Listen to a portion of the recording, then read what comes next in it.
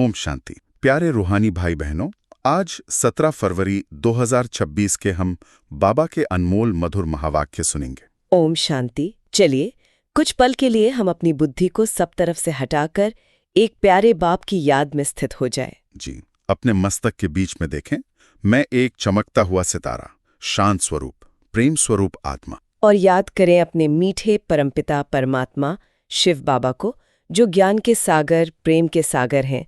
उनसे किरणें मुझ आत्मा पर पड़ रही हैं। जी, आज बाबा हमें हमारी सबसे ऊंची जिम्मेदारी की याद दिलाने आए हैं। एक ऐसी जिम्मेदारी जो हमें हमारे असली स्वरूप में स्थित कर देती है, हमारे विश्व कल्याणकारी स्वरूप में। तो आइए इसी रूहानी नशे में, इसी आत्मिक स्थिति में स्थित होकर आज बाबा के प्यार भरे, शक्ति भरे महावाक्य सुनते हैं और उन्हें अपने जीवन में धारण करते हैं। आज बाबा ने हम मीठे बच्चों को सार में कहा। बाबा कहते हैं, मीठे बच्चे, तुम अभी अमर लोक स्थापन करने के निमित्त हो, जहां कोई भी दुख व पाप नहीं होगा।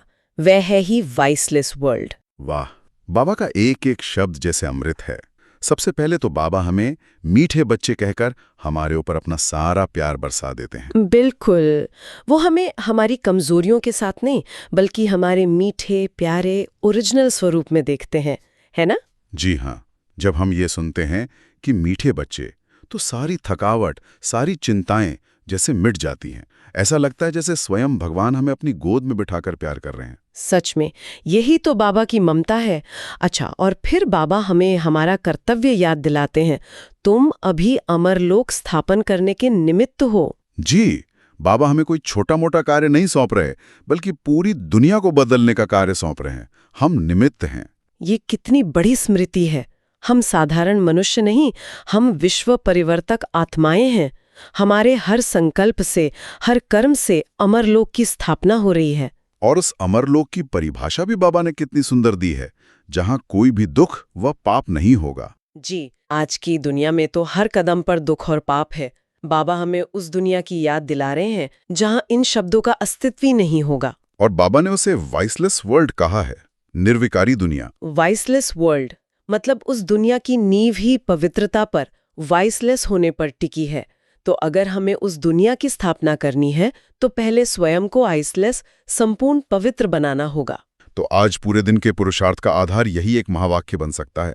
जब भी कोई परिस्थिति सामने आए, कोई व्यक्ति कड़वा बोले या मन में कोई व्यर्थ संकल्प चले, तो स्वयं को याद दिलाना है, मैं तो अमर लोक स्थापन करने वाली इस निमित्त आत्मा हूं। मुझे इन छोटी छोटी बातों में अपनी शक्ति नहीं गंवानी है। बहुत सुंदर। ये स्मृति ही हमें हर परिस्थिति से पार ले जाएगी और हमारे पुरुषार्थ को तीव्र कर देगी। मैं बाबा की मीठी बच्ची, अमरलोक की स्थापना के निमित्त आत्मा हूँ। आज बाबा से एक बहुत ही गहरा प्रश्न पूछा गया है, जो हमारी बुद्धि के ताले खोल देता है। बाबा से प्रश्न है, गॉडली फैमिली का वंडरफुल प्लान कौन सा है? वाह, हम सब खुद को गॉडली फैमिली, ईश्वरीय परिवार कहते हैं। तो हमारा प्लान क्या है? जी, दुनिया में तो हर परिवार की अपनी अपनी प्लानिंग होती है। हमारे इस बेहद के परिवार का वंडरफुल प्लान क्या है? ये प्रश्न हमें सोचने पर मजबूर करता है। और इसका उत्तर तो सिर्फ बेहद का बाप ही दे सकते हैं। चलिए सुनते हैं बाबा का वंडरफुल उत्तर। बाबा उत्तर देते हैं, गॉडली फैमिली का प्लान है फैमिली प्लानिंग करना, एक सत धर्म स्थापना कर अनेक धर्मों का विनाश करना। मनुष्य बर्थ कंट्रोल करने के प्लान्स बनाते, बाप कहते उनके प्लान्स चल ना सकें। मैं ही नई दुनिया की स्थापना करता हूं तो बाकी सब आत्माएं ऊपर घर में चली जाती हैं। बहुत थोड़ी आत्माएं ही रहती हैं। वाह, बाबा की प्लानिंग सचमुच वंडरफुल है। दुनिया के लोग हद की फैमिली प्लानिंग करते हैं, मतलब शरीर के जन्म को नियंत्रित करने की कोशिश करते हैं। जी, और हमारा बाबा बेहद की रूहानी फैमिली प्लानिंग कर रहे हैं। कितना सुंदर रहस्य बाबा ने खोला है। दुनिया की बढ़ती आबादी और उससे होने वाले दुख को देखकर मनुष्य बर्थ कंट्रोल के प्लान बनाते हैं। लेकिन बाबा कहते हैं कि यह समस्या ऐसे हल नहीं होगी। इसका समाधान तो मेरे पास है। बिल्कुल, बाबा की फैमिली प्लानिंग है इस पुरानी दुखी दुनिया में, जो अनेक धर्म, अनेक मतांतर हैं, उन सब का विनाश कर एक आदि सनातन देवी देवता धर्म की, एक सुख की दुनिया की स्थापना करना। और जब वो एक धर्म, एक राज्य स्थापन होता है, तो बाकी सभी आत्माएं कहाँ जाती हैं? बाबा कहते हैं वे सब अपने घर शांति धाम वापस चली जाती हैं। जी, यही है असली फैमिली प्लानिंग। सभी आत्माओं को दुख से मुक्त कर उनके असली घर पहुंचाना। तो यहाँ विनाश का अर्थ कोई डरावनी चीज नहीं है। विनाश का अर्थ है आत्माओं की मुक्ति, इस दुख, अशांति और क्लेश की दुनिया से मुक्ति। इससे सुंदर प्लान तो हो ही नहीं सकता। बिल्कुल। तो हमारा पुरुषार्थ, हमारी पवित्रता, हमारी याद की यात्रा, सब कुछ बाबा के इसी वंडरफुल प्लान में एक सहयोग है। जी हाँ, जितना हम श्रीमत पर चलकर खुद को पावन बनाएंगे, उतना ही हम इस स्थापना के कार्य में बाबा के मददगार बनेंगे। तो हमें आज ये नशा रहना चाहिए कि मैं साधारण आत्मा नहीं, मैं भगवान के वंडरफुल प्लान में उनकी सहयोगी राइट हैंड आत्मा हूँ। मेरा हर श्रेष्ठ संकल्प उस प्लान को सफल करने में मदद कर रहा है। अब बाबा हमें मुरली की और गहरी शिक्षाओं में ले चलते हैं। सबसे पहले बाबा हमें हमारे और उनके सबसे श्रेष्ठ संबंध की याद दिलाते हैं। बाबा कहते वो हमारा सुप्रीम बाबा भी है, सुप्रीम टीचर भी है, सुप्रीम गुरु भी है। भक्ति मार्ग में भी बुलाते हैं ओ गॉड फादर। कहते हैं दुख से हमको लिबरेट कर शांतिधाम में ले जाओ। तो बाप भी हुआ, फिर पतित पावन सदगुरु भी हुआ, फिर सृष्टि चक्र कैसे फिरता है वो बेहद की हिस्ट्री ज्योग्राफी सुनाते हैं, इसलिए सुप्रीम टीचर भी हुआ। ये कितना अद्भुत संबंध है ना? जी, बहुत अद्भुत। लौकिक दुनिया में हमें प्यार देने वाला पिता अलग होता है, पढ़ाने वाला शिक्षक अलग होता है, और मुक्ति का मार्ग दिखाने वाला गुरु अलग होता है। ना देते हैं और सबसे श्रेष्ठ हमें स्वर्ग का वर्षा देते हैं। जी, जैसे एक लौकिक बाप अपने बच्चों को अपनी जायदाद का वारिस बनाता है, वैसे ही शिव बाबा हमें अपनी बनाई हुई दुनिया स्वर्ग का मालिक बनाते हैं। और सुप्रीम टीचर के रूप में वो हमें ऐसी पढ़ाई पढ़ाते हैं जो दुनिया का कोई टीचर नहीं पढ़ा सकता। वो हमें आत्मा और परमात्मा का ज्ञान, 84 जन्मों की कहानी और सारे विश्व की बेहद की हिस्ट्री ज्योग्राफी पढ़ाते हैं। जी, इस पढ़ाई से हमारी बुद्धि दिव्य बन जाती है। फिर सदगुरु के रूप में वो हमें पतित से पावन बनने का मार्ग दिखाते हैं। वो हमारा हाथ पकड़कर हमें विकारों के कीचड़ से बाहर निकालते हैं और वापस हमारे घर शांतिधाम ले जाने का वायदा करते हैं। वो सदगति दाता है। हम बाप की गोद में समा जाते हैं। और जब हम ज्ञान पढ़ते हैं तो क्या हमें सुप्रीम टीचर का नशा रहता है? और जब जीवन में कोई विघ्न आता है, कोई पुराना संस्कार परेशान करता है, तो क्या हम सद्गुरु की श्रीमत पर चलकर उस पर विजय प्राप्त करते हैं? जी, इन तीनों संबंधों का संतुलित अनुभव ही हमारी याद की यात्रा को सहज और शक्तिशाली बनाता है। तो आज दिन भर इन तीनों संबंधों का रस लेने का अभ्यास करेंगे। हर घड़ी जो जरूरत है उसी संबंध से बाबा को याद करेंगे। अब बाबा हमें हमारी ही कहानी सुना रहे हैं, हमारे गौरवशाली अतीत की याद दिला रहे हैं। बाबा कहते हैं, भारत में 5000 वर्ष पहले जब लक्ष्मी नारायण का राज्य था, तो वहां मनुष्यों की आयु एवरेज 125-150 वर्ष होती थी। उसको अमर लोक कहा जाता है। अकाले मृत्यु कभी होता नहीं, या है मृत्यु लोक। 5000 वर्ष पहले की दुनिया में ले जाते हैं। वो हमें बताते हैं कि यही भारत जो आज मृत्यु लोक बना हुआ है, कभी अमर लोक था। जी, और वहां राज्य करने वाले हम ही थे। ये सुन के कितना नशा चढ़ता है ना? बिल्कुल, हम कोई साधारण आत्माएं नहीं, हम अमर लोक के देवी देवता थे। हमारी आयु 125-150 वर्ष होती थी और कोई अकाल मृत्यु नहीं होती थी। शरीर भी संपूर्ण निरोगी कंचन काया होता था। और आज की दुनिया को देखें, जिसे मृत्यु लोक कहा गया है। हर कदम पर मृत्यु का भय, बीमारियां, दुख, अशांति। बाबा हमें ये दिखाते हैं कि हम सतो प्रधान से गिरते गिरते कैसे तमो प्रधान बन गए। ये हमारी अपनी ही कहानी है। जी, कोई और शास्त्र या गुरु हमें हमारी ये 84 जन्मों की कहानी नहीं सुना सकता।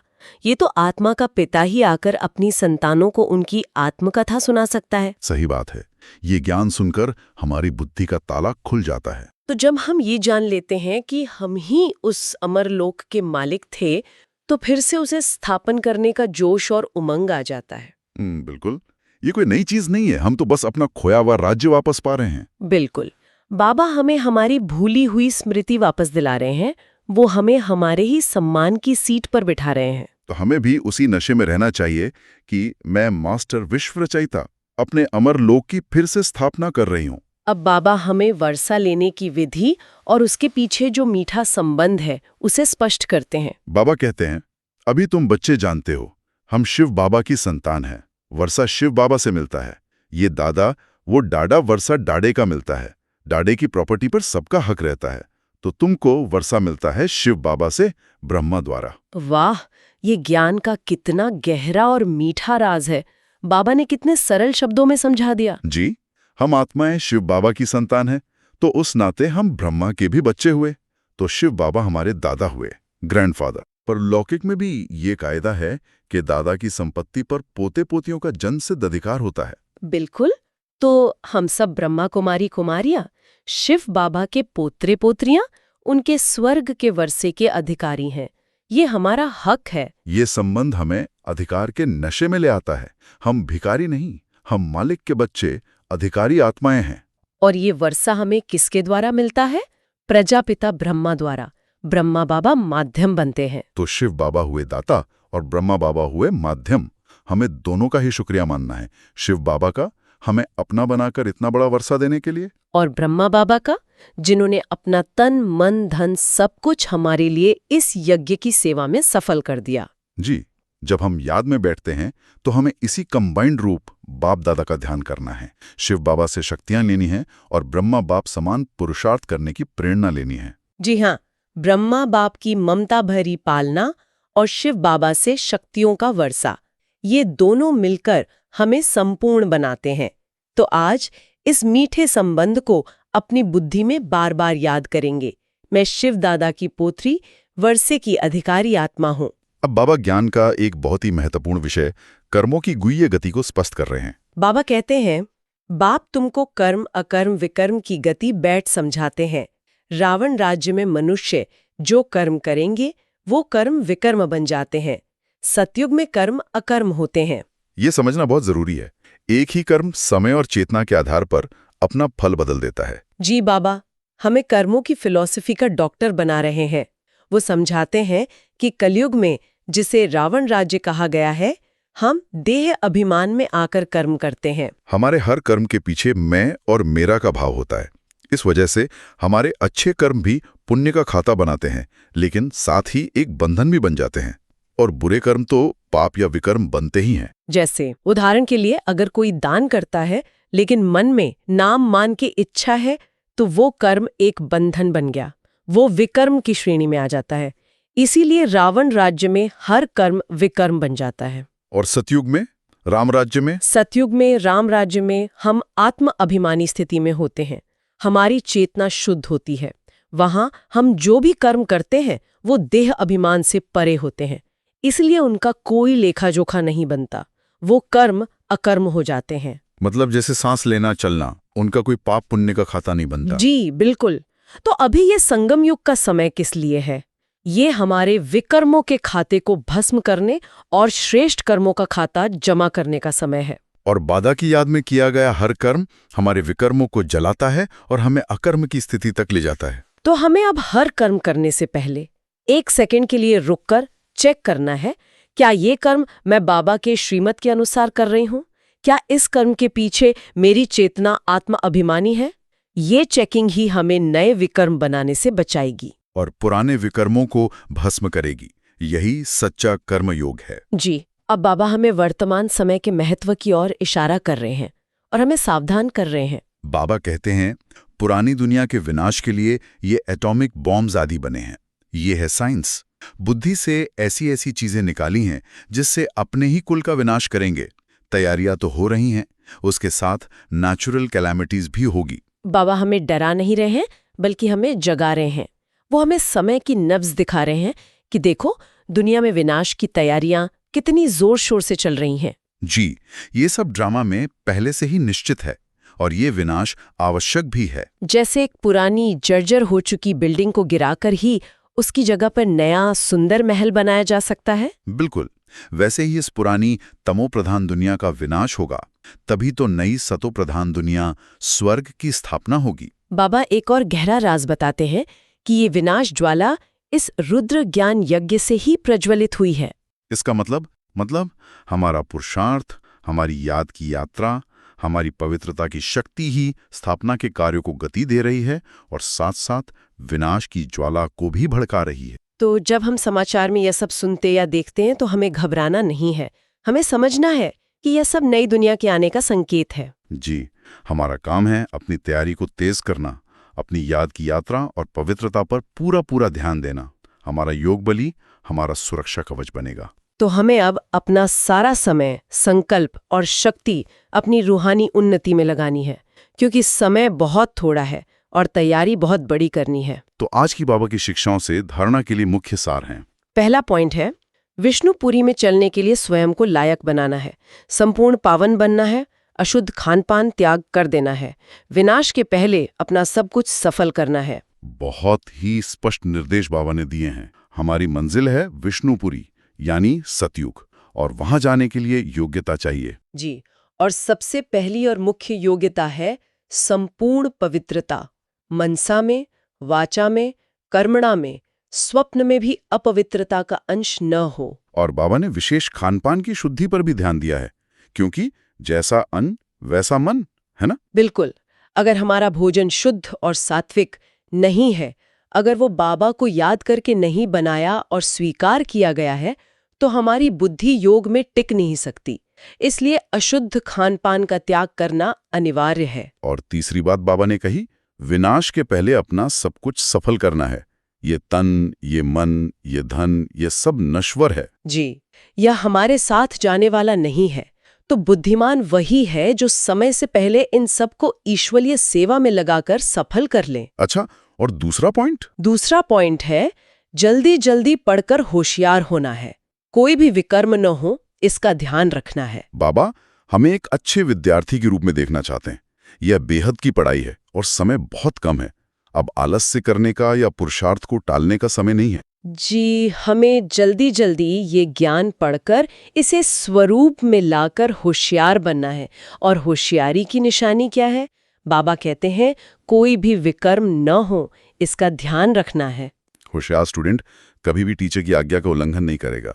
तो हमें भी हर कदम पर श्रीमत का ध्यान रखना है, ताकि हमसे कोई भी ऐसा कर्म न हो जो हमारे पद को कम कर दे या हमें बंधन में डाल दे।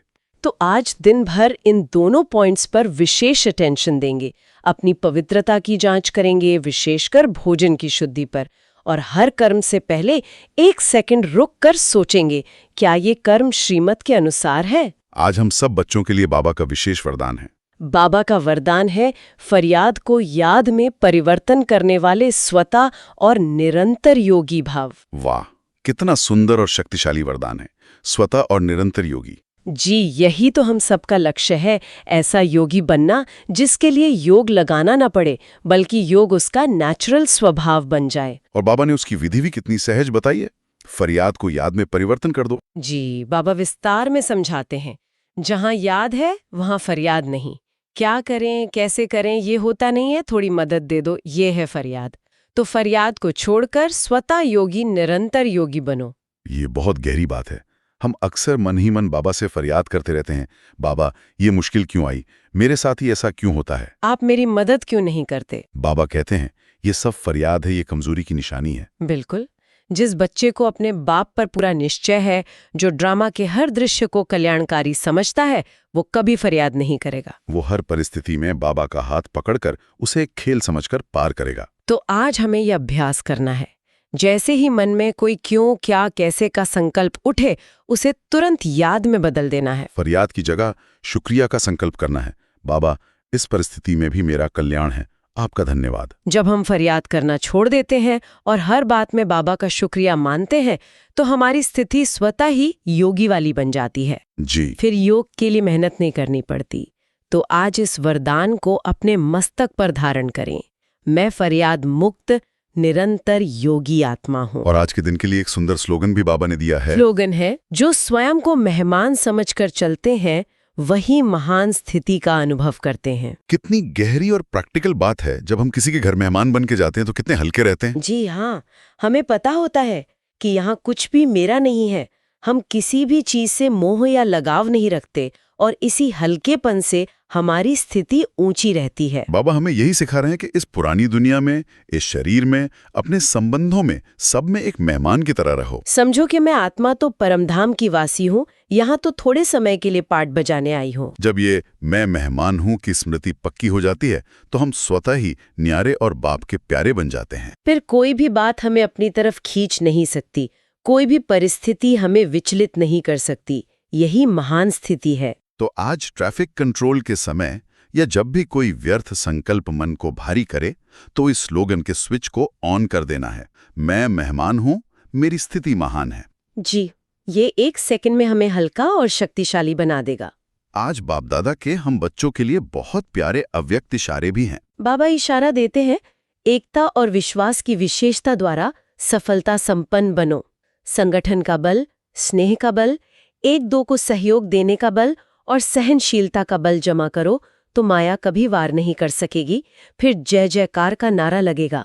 बाबा संगठन की शक्ति पर बहुत बहुत जोर दे रहे हैं। हमारा व्यक्तिगत पुरुषार्थ बहुत जरूरी है, लेकिन अगर हम संगठन में एक साथ मिलकर नहीं चलेंगे तो माया हमें आसानी से हरा सकती है। जी, बाबा ने संगठन के 4 बल बताए हैं: स्नेह का बल, सहयोग का बल, सहनशीलता का बल और विश्वास का बल। जब हमारे ईश्वरी परिवार में हर आत्मा एक दूसरे के प्रति दिल से स्नेह रखती है, एक दूसरे को आगे बढ़ाने में सहयोग देती है, एक दूसरे की छोटी-मोटी बातों को सहन कर लेती है, तो हमारा संगठन इतना मजबूत बन जाता है कि माया उस पर वार ही नहीं कर सकती। कि बहुत बड़ा पुरुषार्थ है। अक्सर हम दूसरों की कमजोरियां देखने में अपनी शक्ति गंवा देते हैं, लेकिन बाबा कहते हैं एक दूसरे की विशेषताओं को देखो, उन्हें सहयोग दो, यही एकता का बल है। बाबा आगे कहते हैं, जब इतने सभी अनेक होते भी एक दिखाई देंगे, एक की ही लगन में मगन, एक रस स्थिति में स्थित होंगे, तब प्रत्यक्षता की निशानी देखने में आएगी। वाह, प्रत्यक्षता का आधार ही एकता है। जी, जब दुनिया देखेगी कि ये ब्रह्मा कुमार कुमारियां जो अलग अलग धर्म, जाति, देश, संस्कार के होते हुए भी एक ही लगन में मगन है, इनकी स्थिति एक रस है, तो वे समझ जाएंगे कि इन्हें पढ़ाने वाला जरूर स्वयं भगवान है। हमारी एकता ही बाबा का परिचय देगी।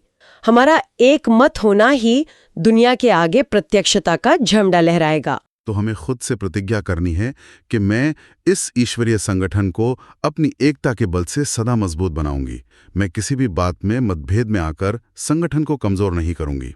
चलिए, अब हम कुछ समय बाबा द्वारा दिए गए ज्ञान के प्रकाश में स्वमान का अभ्यास करते हैं। और मेरे साथ हर स्वमान को गहराई से अनुभव करें, अपनी बुद्धि को एकाग्र कर लें। पहला स्वमान, मैं अमर लोक स्थापन करने वाली निमित्त आत्मा हूँ। इस श्रेष्ठ स्वमान में स्थित हो जाएं, महसूस करें अपनी इस महान जिम्मेदारी को और अपनी आंतरिक शक्ति को। मैं साधारण नहीं, मेरे हर संकल्प से, हर कर्म से नई दुनिया की स्थापना हो रही है। देखें कि आपके पवित्र संकल्पों की किरणों से ये सारी दुनिया पावन हो रही है।